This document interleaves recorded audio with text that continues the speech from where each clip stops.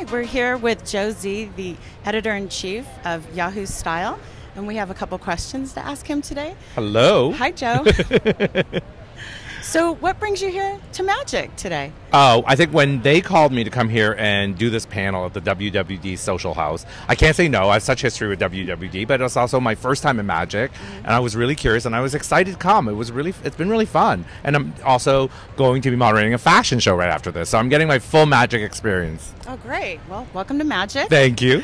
So one of the things that I know a lot of the buyers have been talking about, so obviously New York Fashion Week just finished. You just got off the plane. But you know, the buyers are also monitoring how consumers are reacting to all the social media feeds from all the shows, right? So we're trying to translate the trends that we're seeing at New York Fashion Week to the showrooms here for the buyers to buy. So I know we went over a couple trends with you earlier, but I was just wondering, what would be two or three trends that you think the buyers should not leave here without? Oh, I think I mentioned it earlier. I love that orange-yellow palette. I think, you know, that feels fall, but it feels like a new type of fall. You know, it's not your typical dark aubergine and all that. So I think the orange, burnt orange, pumpkin, mixed with hints of yellow, I think that world is something they should look at.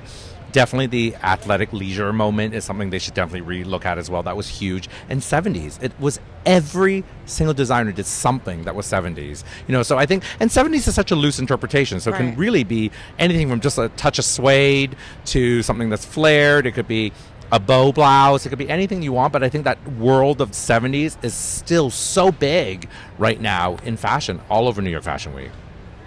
So we also mentioned something about emerging designers. Yes. And we showcase some amazing emerging designers. What would be something, do you think, that buyers should be looking for emerging designer? Like some traits that they have, or silhouettes, or stories behind them? I think when it comes to an emerging designer, and I love that idea because I do support them, and I had a TV show for 3 seasons helping young designers sort of get their business up and running.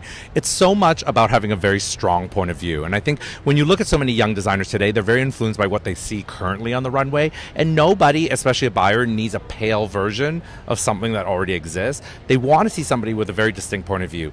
Believe in yourself. Like I always tell designers, I know who you really are. What is your authentic self? That's what you should be designing. And I think that's what I want to see. So if you walk around here, you're going to be immediately responded to something that feels genuine and new and interesting, and that there's a story behind. And I think once you have all that and you put it in your store, your customers are going to respond to that. And I think that's what they should be looking for.